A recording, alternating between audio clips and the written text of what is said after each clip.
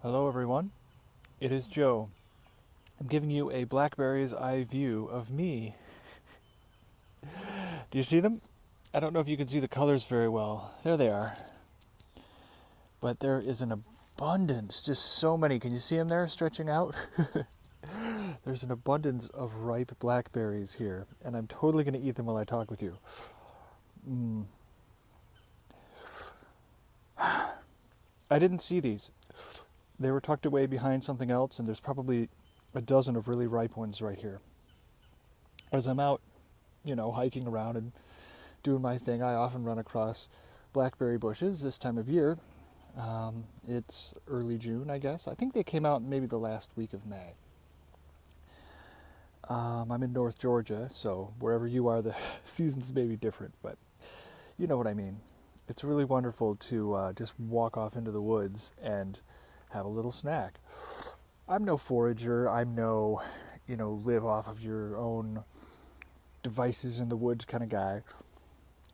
You know, I'm an iPhone guy, I'm a Mac guy, I've got my fancy gadgets that I use to work and play. But, here's one. It is pretty nice to at least touch that world. Touch the world of, blackberry season. Of just finding what you need to eat in the world. It's a rare thing for us because the means of producing food are out of most people's control. We used to be farmers. We used to own land. We used to have our own crops. And I think we found that both liberating and inhibiting. I think some of us realized the freedom in that, and some of us felt the social and political limitations of that. And then we all moved to the city where there's different social and political limitations. There are poor people, often immigrants, who pick our berries for us and put them in a nice container and take them to the grocery store. And they even put,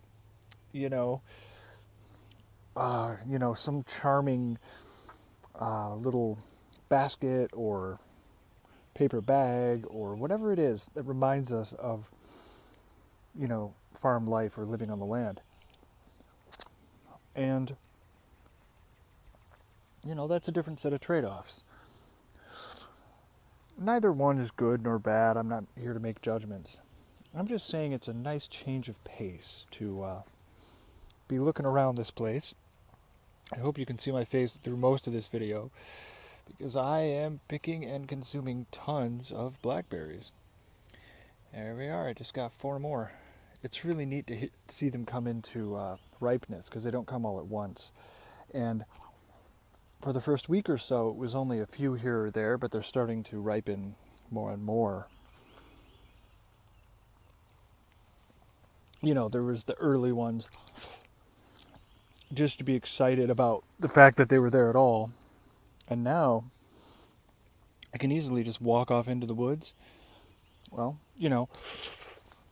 kind of a meadow, not exactly the woods. There are trees around, but sporadic. The blackberries, of course, won't grow in the shade of the woods, but they grow near the woods. And I can just walk off into this part of the natural area I'm in and just have a nice meal. Not that one. And that's one of the wonderful things is that we're humans and we've been eating berries for a long time. They say that our eyes and minds and hands and all that have evolved for picking fruit ever since the times when we were all on 4 legs before we switched over. When we climbed in the trees as monkeys and all that. So, I think there's something special about it. I think there's something very natural to us humans about picking and eating fruit. Not picking fruit and putting it in a basket for other people.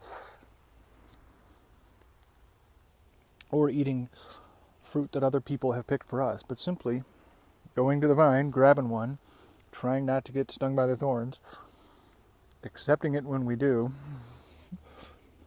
and having a nice little snack. I'm doing great today. I probably had, 40 or 50 of these things. On some previous days, I was only able to find, half a dozen or a dozen. But this time of year is a real treat.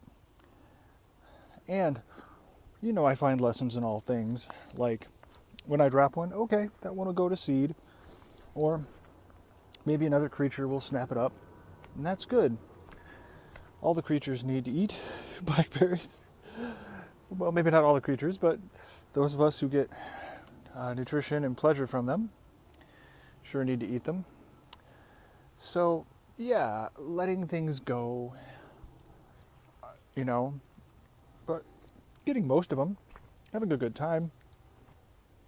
I think I've had my fill. I think I'll leave the rest for others or for another day. But really glad I shared with you guys one of my new simple pleasures. Just simply enjoying natural food. Blackberries are pretty easy. I'm sure I'm surrounded by other things that people can eat. But like I said, I'm not a forager. I'm not trained in that. But I can tell the difference between what's a blackberry and what's not. I think of the leaves of 3 let it be rhyme to keep people away from poison ivy, which makes me laugh because the blackberry bushes have the 3 leaves. And, I'm glad that I'm not stuck on that old rhyme of leaves of 3 let it be that I was taught when I was a little kid and accepted as truth. So yeah, I know 2 things about the woods. What's poison ivy and what's a blackberry bush. And I can enjoy that. I'm sure there's, like I said, so many more things, so many more edibles out here that I could enjoy if I knew what they were. Various grasses and fungi and things that I'm not going to try because I don't know. And I don't want to experiment on myself like that.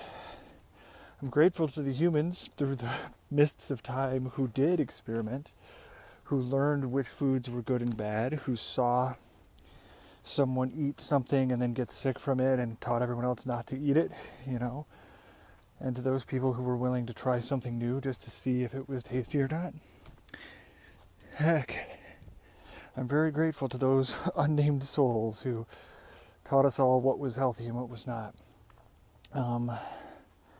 And maybe I'll get some more foraging training, who knows. But I've come back to my campsite now. It's quiet, it's in the woods, and it's, maybe an hour before sunset. Heck, it might even be the golden hour. I originally called this show the golden hour, of course, because that hour before sunset was when I liked to do my recording. I found that habit boxed me in more than it helped. It did help me do it every day, to have it at a certain time. I made a lot of videos during that phase, but ultimately letting myself make videos when I had something to say was a much better outcome. What should I say? Much better long-term lifestyle. I like to get into new projects and new habits. I try lots of new things. And I typically try them out for a few weeks or a few months. Certain hobbies or things that I'll try, typically for a few months. And then I'll stop pushing. And either they'll keep going of their own momentum or they won't. Whether I'm taking a class or going to a new spiritual center, or whether I'm, studying yoga or martial arts or whatever I'm doing, even business things that I'm trying out, I'll push them really hard for a while and then see if they'll keep going of their own momentum. And if they do, I might keep pushing them And if not, I say, all of this intense effort might be worth it to check out something else. Um, I'm one of those people who has lots of ideas and interests, but it's harder to find a true calling. The last day and a half, I've been lucky that it's been raining, and I haven't been able to go into town and continue pounding away on my current business money-making endeavors. And I've had some time instead to be at the campsite and work and play, as I always do, but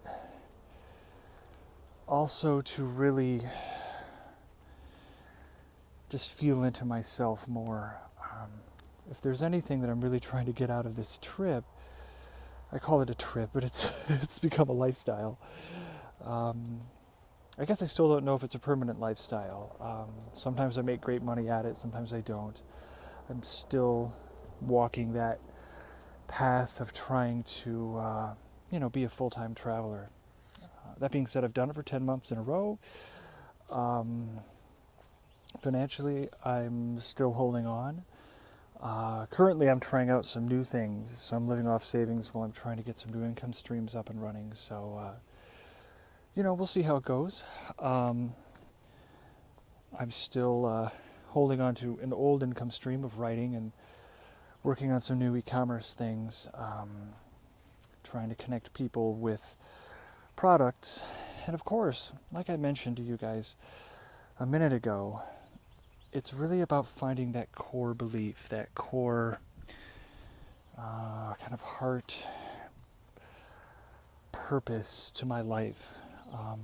The thing is, the purpose to my life is something so big and grand and wonderful and rare that sometimes it's hard to believe in, and sometimes, more often, it's difficult to see how I'm going to get there. Like, I know what I like to do. I like to talk one-on-one with people. That's why this video has been so successful. Trust me, I've tried lots of ways to connect with people. And this video has started to become a success. I've started to achieve a small and loyal regular audience and get my number of views up into the hundreds. And I'm happy to see it grow at the pace that it's growing, because I know that that's really healthy and natural. I know that the people who, like you, are out there checking out what I have to say and enjoying my, adventures, enjoying my thoughts, enjoying my, just the way my voice sounds and the attitude that I bring to this recording, I have other sides to my personality. I turn the video on to the peaceful, sharing, positive, and, intuitive, caring side of myself. But I have other sides to my personality. There's the drive to succeed part of me, which I guess I've started talking about a little bit. There's the frustration and depression side of me, which I usually don't share. I've shared a couple videos on that, maybe the day after or a couple days after a big event. But typically, you get to see this side of me, the slow talking, smiling gently, warm-voiced part of me.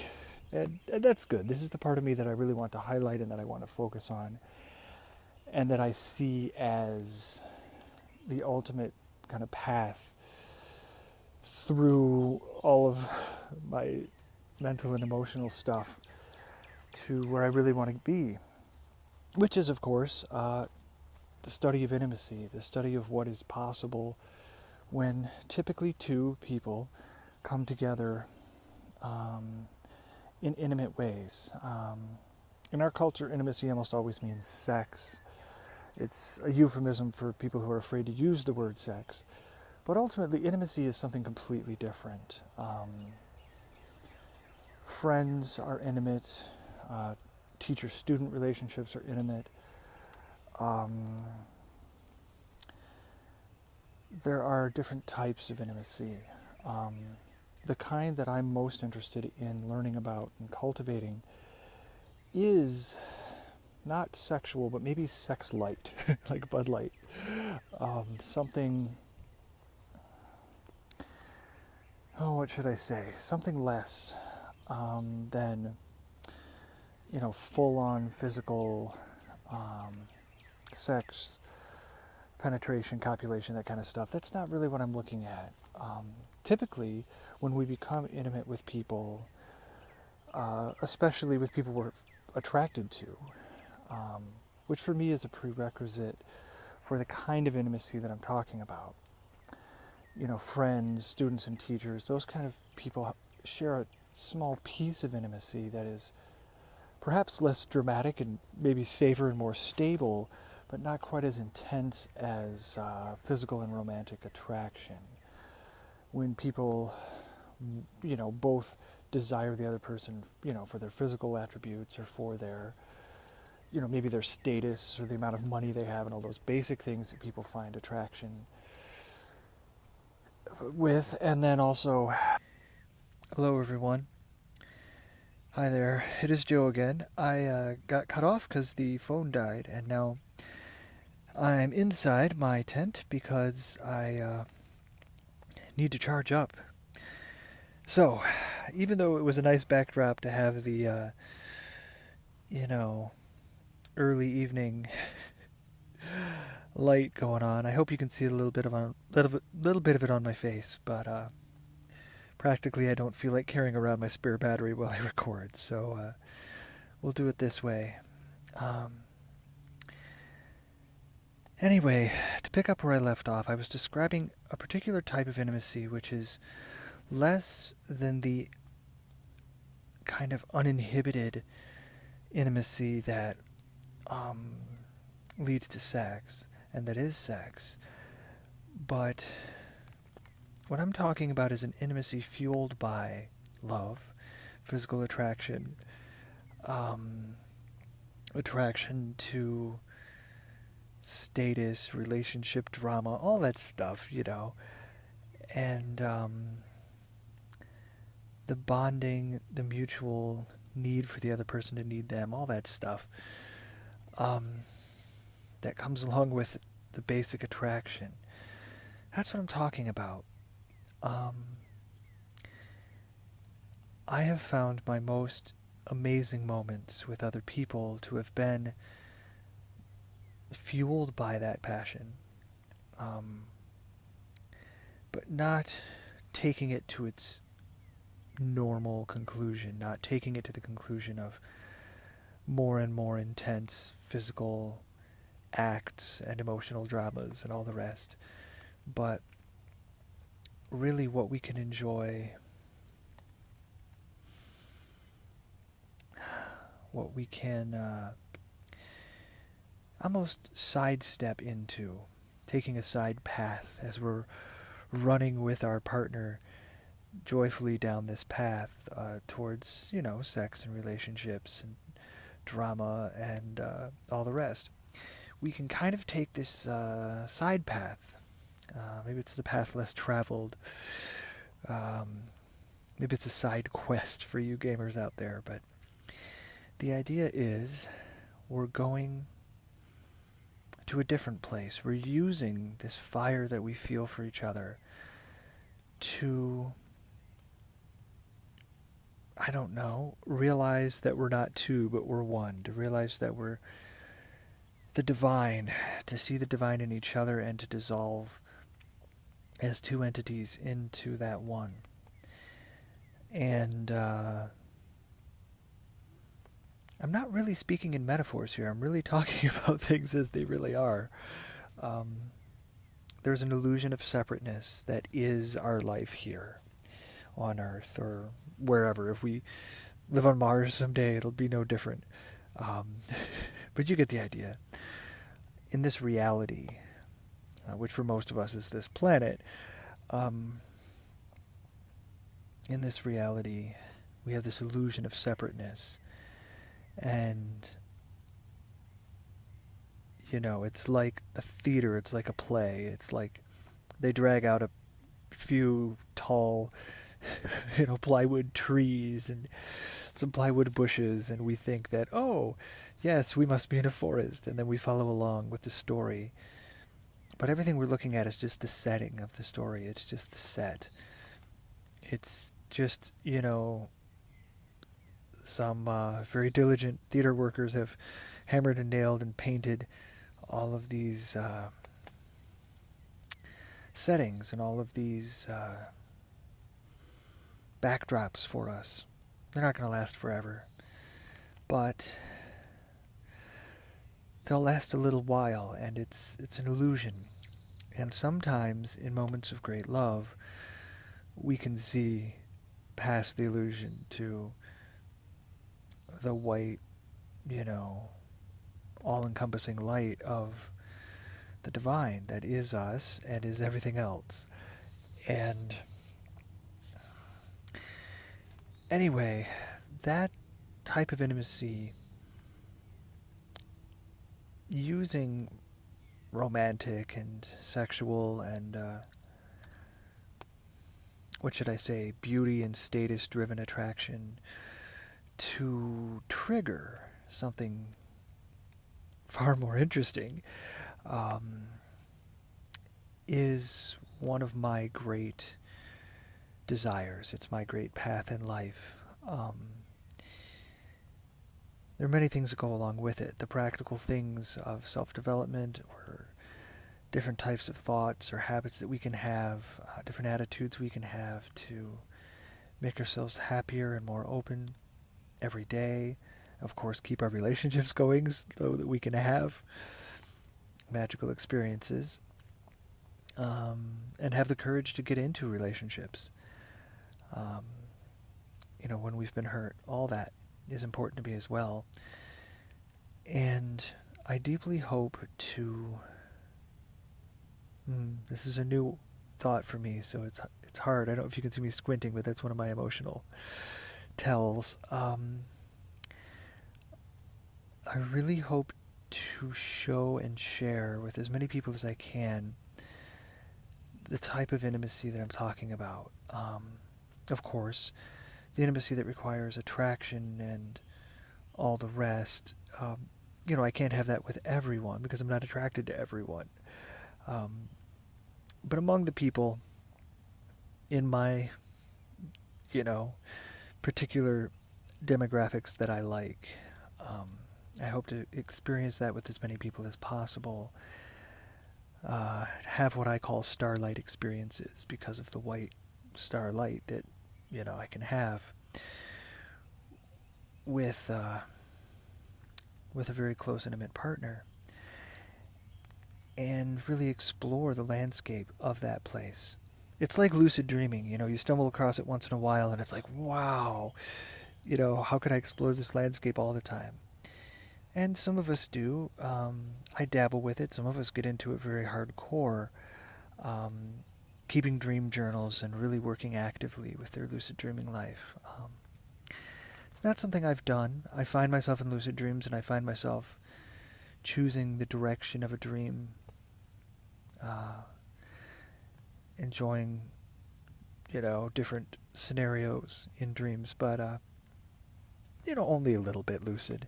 Enough to know that it's a real thing, but, I haven't made it my main passion.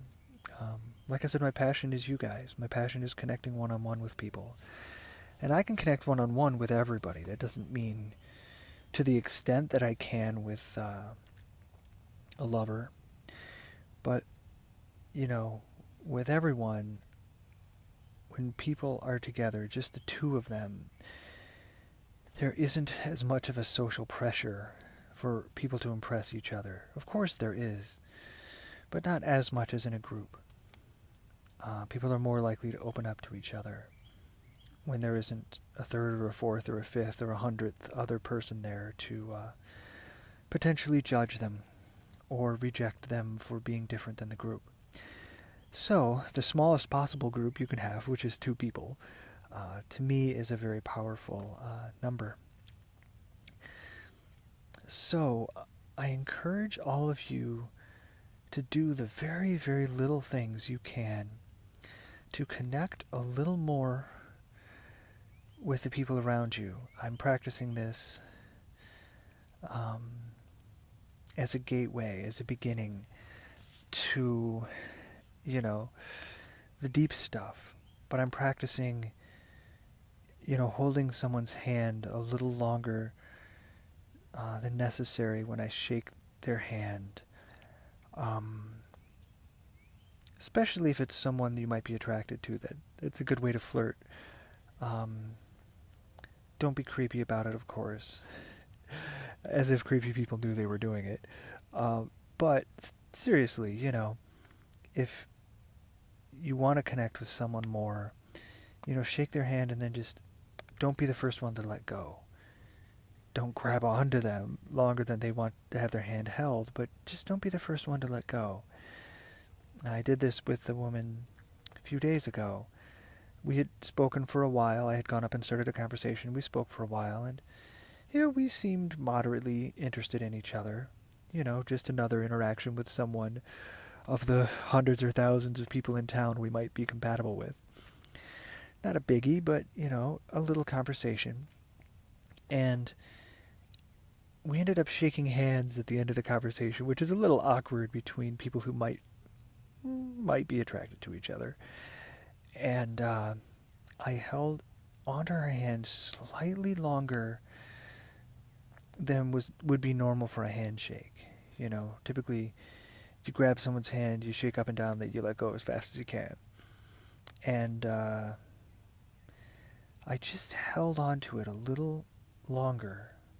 I didn't trap her hand there. I just, let her know that I wasn't in a hurry. And she said, "Thank you." I don't know if she was thanking me for having a conversation with her, if she was thanking me for the particular little physical engagement that I did to, show her that I'm not opposed to holding her hand longer. But yeah, who knows why she said that, but it seemed right for the moment. I have these interactions more and more often. I'm gaining a great confidence to go up and talk with people just out of the blue. Just, sit down with people and chat with them for a little while if I'm interested in them. Sometimes we'll exchange phone numbers and stay in touch. Sometimes we won't. I'm still working on that step of the endeavor, but what I'm really curious about and excited about is the ability to connect with a lot of different people. Someday I'd like to be able to take a lot of different people into Starlight. But if today it's just about getting a lot of people to have a nice conversation with me, maybe stay in touch, maybe, share a warm handshake or a smile. That's another thing, smiling at people, complimenting them on their smiles, giving them lots of eye contact, the kind of eye contact that isn't pushing or pulling, that isn't demanding, that is just there with them. There are a lot of tricks and little things you can try as you meet people in your life. And I think all of them are predicated on giving and demonstrating a desire to connect without pushing or pulling on the other person, without judging. Simply being there and allowing something to happen or to continue to happen if the other person is into it. So, anyway, try those little things that I'm here right now. Words and actions that say, I'm here right now. You can be here with me if you want to. I'm giving you that option. I'm giving you that space. I don't need you to be here with me, but I want you to be here with me. So if you do, that's cool. If not, I'll go talk to someone else. It's no big deal. I'm not needy. I don't judge you or need you to do anything, but if you want to be here with me, you can. So, like I said, words and most importantly actions that give off that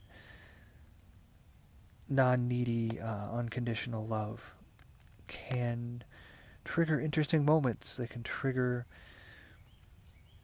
all kinds of things in us and other people, and not necessarily lead to some strongly intimate moment where we break the laws of physics.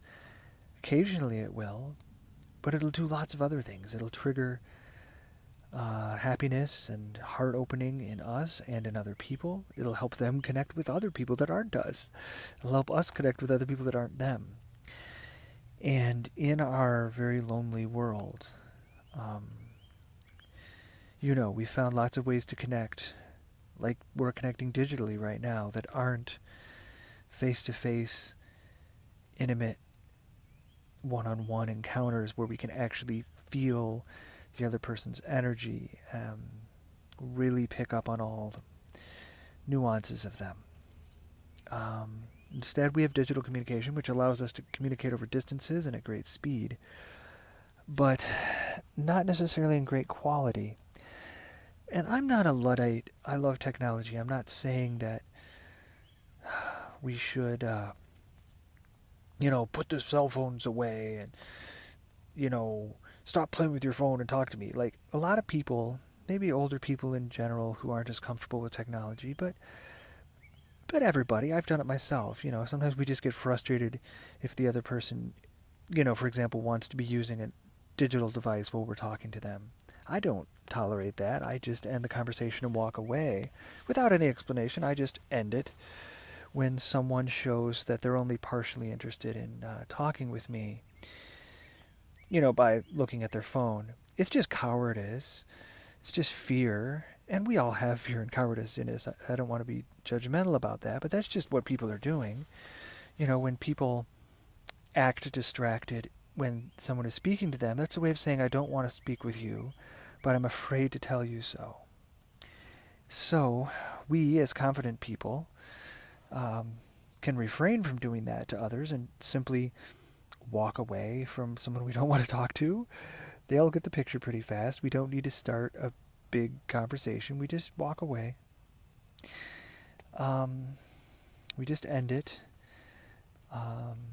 We could say, hey, I've had a nice time talking with you, but I'm done now. We could verbalize it, but I find it's much easier just to speak with actions. Because, you can always get sucked into an argument or whatever. Or a politeness battle where you say, oh, well, I need to get back to work now. And then they say, okay, well, you have a nice time, and blah, blah, blah. And it's all fake. Because no one wants to admit the truth, which is one person in the conversation doesn't want to have the conversation anymore. The other one does. And I've certainly been on both sides of that a lot. So, what I really want you to do is to look at your social life, look at your social interactions, and try to figure out where are the areas in which you can give just a little more. And I don't mean giving power. I mean giving an opportunity. Giving power is a way of saying, I'll pretend I'm less than you to make you feel better, that you're more than me or something. That's not what I'm talking about. What I'm talking about giving is giving an opportunity to say, there's an opportunity to be here with me as an equal, and we can enjoy each other as very different but equal people. And giving people that opportunity just a little bit more than normally socially standard, socially normal. Not too much, because it will come across needy at some point, but just giving people the opportunity to go a little deeper or a little more loving or a little kinder if they want to. So, see what you can do with that. Share with me and the other people in this group, in our little group of listeners and followers. You can leave comments here on YouTube to respond to what I've been saying, to give your own examples of things you've been doing to reach out and be kind. Also, get on the Facebook group and share with people there. You can find all the information about how to connect with me and everybody else through the joeneely.net/community page, Or you can just go to joeneely.net and hit the community tab, which is still relatively new. I forget to mention that sometimes. But yeah, go up on there and find the different ways to connect with me and each other. And if you're new, if you're new to watching the show, please leave a YouTube comment underneath so that I know um, that you're out there. First of all, so I can say hi. I know that there's some people who've been watching this show for quite a while, old friends of mine or new friends of mine, and I don't know who they are, or they'll out themselves at some point. But do that. Let me know that you're here. You know, let me know that you're listening, and I'll give you a shout out on the show and help you connect with all of us, me and everyone else that supports this show. And you know, if you have any questions, I'm happy to answer those. Sometimes people don't ask questions. Sometimes they give me advice on things, and I think that's fantastic. That it's not a top-down kind of thing. I'm putting in the most effort to make this happen, but that doesn't mean that I'm necessarily always the provider of wisdom. It's very interesting to see the kind of suggestions people make for me, things they want to turn me on to. Everything from, you know, Bible verses to all kinds of New Age spiritual things and beyond. So, anyway, I really hope that you guys have a wonderful day or night wherever you are. As you can see in the background, it's pretty much night for me now. There's a little bit of light left in the sky, but not much. Anyway, I'm very grateful that you're there listening. I'm very grateful to have this digital one-on-one experience with you. And if you want to have more say in this experience, I'm reaching out and offering 10-minute, I think 10 minutes is appropriate, 10-minute sessions where you can connect with me via Skype. I don't know what my intuition will tell me to do, whether it's to talk or to listen or to be silent, maybe to go back and forth very quickly with you. But I'm very curious to see what we can do across the digital gap to connect one-on-one and just to be in as peaceful and a good feeling place as we can. You know, I'll take the lead and help you if this is something you haven't done before. And, you know, nothing uber intimate, even though I ultimately want to study the deepest kinds of intimacy, the kind of intimacies I could have with someone over Skype, you know, are going to be very tame, you know. It's going to be, you know, showing our faces only, and there's so much just in that. There's so much just at looking at another person while you're talking with them, giving them your full attention, receiving their full attention, talking or not talking as is needed, but being in this space, being in this particular space that I curate in this show. Like I said, I only turn on the video when I'm in this certain mood to share this certain energy, because I know it's what creates all the things I'm interested in. So yeah, I'd be curious to connect with anyone who wants to give that a try for free, just for 10 minutes. Like I said, no intense intimacy, no romantic stuff. If we have a romantic connection, that's a whole different thing. What I'm talking about is more than a handshake, more than a beginning, but a middle stage, something that's accessible to everybody, regardless of whether people are attracted to each other. A friendship intimacy, a teacher-student, going back and forth, helping each other type of connection. So, hopefully I've explained what I am and am not into with that, and I may be able to connect with you across, as I said, the digital gap, and simply be with you like this, and for you to be there with me. I'm very curious to see what we can make of that. So, that's it. I've spoken for quite a while, given that this is a two-part episode. So, I'll be back in touch with you again shortly. And until then, I love you all very much and have a wonderful day. Bye bye.